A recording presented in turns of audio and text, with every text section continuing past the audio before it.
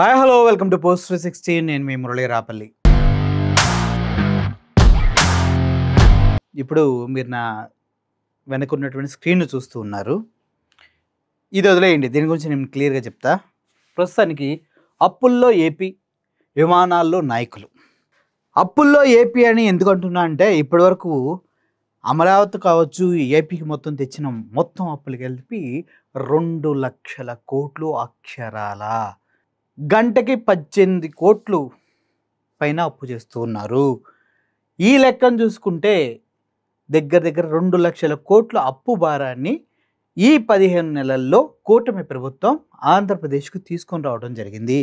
ఇంత అప్పు చేసి ప్రజలకు ఏమన్నా ఇచ్చారంటే కనీసం ముక్కి మూలిగితే 800 కోట్లు అయ్యే 2 లక్షల కోట్లు అప్పు చేసి 800 కోట్లు ఖర్చు అయ్యే గ్యాస్ సిలిండర్స్ కూడా కరెక్ట్గా ఇవ్వనటువంటి సిచ్యువేషను ఆంధ్రప్రదేశ్లో ఏర్పడింది. అంటే దీనికి ఎవరు కారణం అంటే పాలకులు ఎవరంటే మళ్ళీ మనం చంద్రబాబు నాయుడు గారి దగ్గరికి వెళ్ళాల్సి వస్తుంది. అంటే చంద్రబాబు నాయుడు గారికి చేత కావట్లేదా 2 లక్షల కోట్లు తెచ్చి పథకాలు ఇవ్వటం అంటే ఎస్, చేత కావట్లేదనే చెప్పాలి. ఎందుకంటే 2 లక్షల కోట్లు అప్పు చేశారు. ఎప్పుడైనా ఎక్కడైనా ఎంత ఖర్చు పెట్టారు ఎప్పుడైనా మీకు లెక్కలు చెప్పారా? లేనే లేదు. ఎందుకంటే ఇవన్నీ బ్లాక్ లెక్కల్లాగా మిగిలిపోతున్నాయి. అయితే ఆ బ్లాక్ లెక్కల్లో కొన్ని లెక్కలు బయటకు తీస్తే ఇక్కడ మీరు చూసినట్లయితే అప్పుల్లో ఏపీ, విమానాల్లో నాయకులు. పవన్ కళ్యాణ్ గారు, మన డిప్యూటీ సీఎం గారు, చంద్రబాబు నాయుడు గారు, లోకేష్ గారు, వీళ్ళంతా ఎక్కడ ఉంటారు?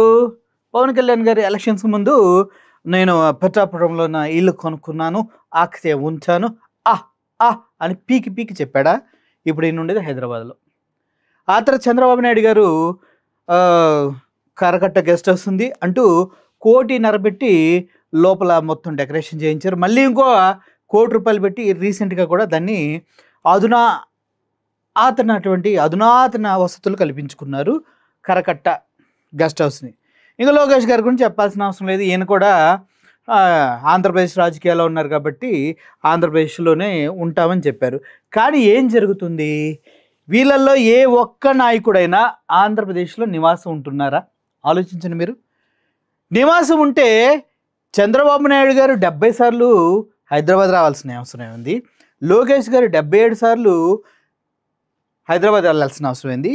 మన Pawan Kalyan garu, the great deputy CM, seize the ship hero Pawan Kalyan garu 122 సార్లు హైదరాబాద్ వెళ్ళాల్సిన అవసరం ఏముంది? ఎవడబ్బ సొమ్ముతో వీళ్ళు ప్రత్యేకమైన విమానాలతో హైదరాబాద్ నుంచి విజయవాడ నుంచి హైదరాబాదు డైలీ సర్వీస్లో చేస్తూ ఉన్నారు? చెప్పండి, ఎవడబ్బా మొగుడు సొమ్ము అని అడుగుతున్నారు ప్రజలు. ఏపీలో రైతుల పరిస్థితి ఏంటో తెలుసా? టమాటా కేజీ రూపాయి, ఉల్లిపాయలు కేజీ 2 రూపాయలు, పొగాకు మొన్నటి వరకు మద్దతు ధర లేక రోడ్డు మీద చచ్చారు. మొన్నటి వరకు మామిడి రైతులకు మద్దతు ధర ఇప్పించలేక చేతకాని ప్రభుత్వంలో టీడీపీ పార్టీ ముద్రేసుకుంది.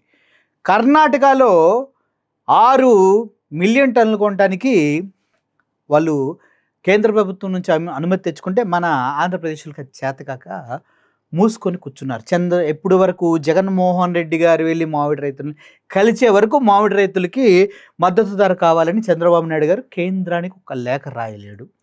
మిర్చి రైతులకి మద్దతు ధర కావాలంటే మళ్ళీ ప్రతిపక్షంలో ఉన్నటువంటి జగన్మోహన్ రెడ్డి మిర్చి రైతుల దగ్గరికి వెళ్ళాలి. అప్పుడు వెళ్ళి మళ్ళీ గుర్తు వస్తుంది చంద్రబాబు నాయుడు గారికి, పెన్ను తీసుకునేటని నాకు సంతకం పెట్టేసి పంపించేస్తారు.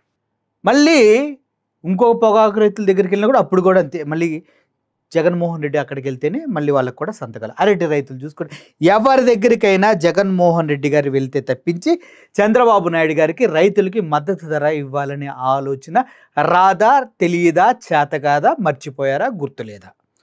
ఈ క్వశ్చన్స్కి సమాధానాలే ఉండవు. కానీ ఇంతగా రైతులు నానా కష్టాలు పడి చస్తూ ఉంటే వీళ్ళు విమానయాన ఖర్చులు ఎంతో తెలుసా? అక్షరాల 10,60,00,000 పైన మాట. ఏంటి? కేవలం 3 నెలలకి అక్షరాల 10,60,00,000 పై మాట. రైతులకి తినటానికి తిండి లేక, పండించిన పంటకు మద్దతు ధర దొరక్క కన్నీటి పర్యంతమై ఏడుస్తుంటే సిగ్గులేని రాజకీయ నాయకులా వీళ్ళు అనిపించట్లా మీకు? మాటలు చెప్పడానికి రైతు దేశానికి వెన్నెముక, రాష్ట్రానికి ఫుడ్ పెట్టేవాడు, సొల్లు కబుర్లు చాలా చెప్తూ ఉన్నారు. కానీ వాస్తవానికి వస్తే ఎవడబ్బ సొమ్మని ఇలా ఫ్లైట్లో ప్రత్యేకంగా జీవోలు ఇప్పించుకొని మరి విడిగా అప్ అండ్ డౌన్ చేస్తున్నారు. ఇదేమన్నా Vijayawada Kodad RTC bus season ticket తీసుకుని ఇష్టం వచ్చినట్టు తిరగడానికి? ఫ్లైట్లు ప్రత్యేక స్పెషల్ ఫ్లైట్లు వీళ్ళందరికీ. మనుషులైతే రాజకీయ నాయకులుగా వయసు ప్రకారం ఎదిగారు, కానీ కనీసం వీళ్ళకి బుద్ధి కొద్దిగన్నా ఉందా లేదా అనేది మనం ఎంతగానో ఆలోచించాలి. ఎందుకంటే పవన్ కళ్యాణ్ గారికి డిప్యూటీ సీఎం అనేది రాజ్యాంగబద్ధమైనటువంటి పదవే కాదు. అసలు డిప్యూటీ సీఎం అనే ఒక స్టేటస్ లేనే లేదు. అయినా కూడా బొమ్మకు రంగులేసి కూర్చోబెట్టినట్టుగా పవన్ కళ్యాణ్కి డిప్యూటీ సీఎం పదవి ఇచ్చి కూర్చోబెడితే, పిఠాపురంలో నేను ఇల్లు తీసుకుని అక్కడే ఉంటానని చెప్పి, ఇప్పుడు పిఠాపురం ఎన్నిసార్లు ఇల్లు ఉంటారు పవన్ కళ్యాణ్ గారు చెప్పండి? పిఠాపురం పవన్ కళ్యాణ్ గారు నాకు తెలిసి 5 సార్లు వెళ్ళారు.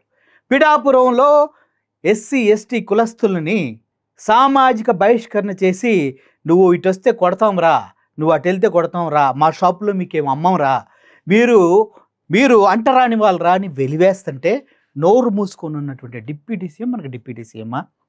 రైతులు నానా కష్టాలు పడి పండించిన పంటకు మద్దతుతో ధర రావట్లేదనేసి రైతులు అడిగారు, పొగాకు రైతులు అడిగారు, అరటి రైతులు అడిగారు, మామిడి రైతులు అడిగారు, ఇప్పుడు టమాటా అడుగుతూ ఉన్నారు, అంతకుముందు బొప్పాయి అడిగారు, ఆ తర్వాత ఇప్పుడు మళ్ళీ ఉల్లిపాయ రైతులు అడుగుతున్నారు. ఏమైనా చేశాడా? ఎప్పుడైనా మాట్లాడా?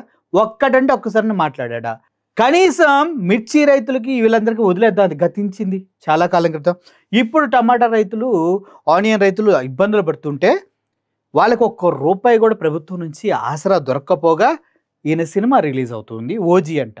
వైఎస్ఆర్సీపీ వాళ్ళు ముందు డీ పెట్టి డిఓజీ డాగ్ అంటున్నారు, అది వేరే విషయం, మనం దాన్ని వదిలేద్దాం, దానికి మనకు సంబంధం లేదు. ఓజీ సినిమా టికెట్ ప్రైజు ₹1000 చేసుకుంటాడా? అభిమానుల రక్తాన్ని తాగటానికి అలవాటు పడ్డ ఒక రకమైనటువంటి అవకాశవాది పవన్ కళ్యాణ్ అనిపిస్తుందా మీకు? ₹1000 టికెట్ పెట్టి సినిమాకి వెళ్ళి చూస్తే ఒక కుటుంబంలో 5గురు ఉంటే 5000 టికెట్టు, 5000 టికెట్ తర్వాత లోకల్ అమ్మే పాప్కార్న్ ఒకటి 200 నుంచి 700 ఉంటుంది. 5గురు వెళ్తే 2 తీసుకున్నా కూడా 400, పైగా ఇంకా కూల్ డ్రింక్ అన్ని కలిపి అది 1000 అవుతుంది. 6000 పెట్టి ఈయన సినిమా చూడాలా 2 గంటల కోసం? అదే 6 కాలాలు కష్టపడి 4-5 నెలలు శ్రమించి పండించిన రైతుకి మద్దతు ధర కావాలి బాబో, కేజీకి ఒక ₹2 పెంచమంటే పెంచరా? మీ విలాసాల కోసం ఒక్కొక్కరు 70 సార్లు 122 సార్లు ప్రత్యేక స్పెషల్ విమానాలు, అది ప్రజల సొమ్ముతో తిరుగుతున్నారే, కనీసం సిగ్గన్న ఉందా ఈ నాయకులకి అని అడగాలనిపించట్లేదా? అనిపిస్తుందా లేదా?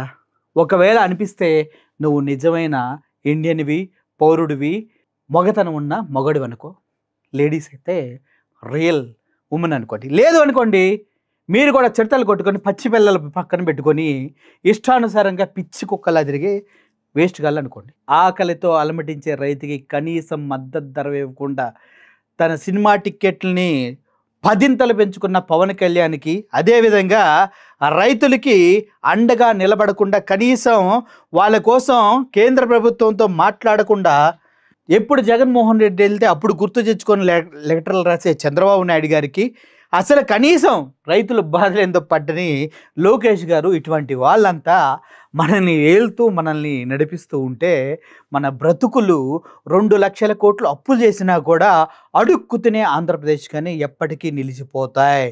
మన భూముల్ని ₹1 వీళ్ళకి ఇష్టం వచ్చినటువంటి కంపెనీలకి దారాదత్తం చేస్తూ ఉంటారు.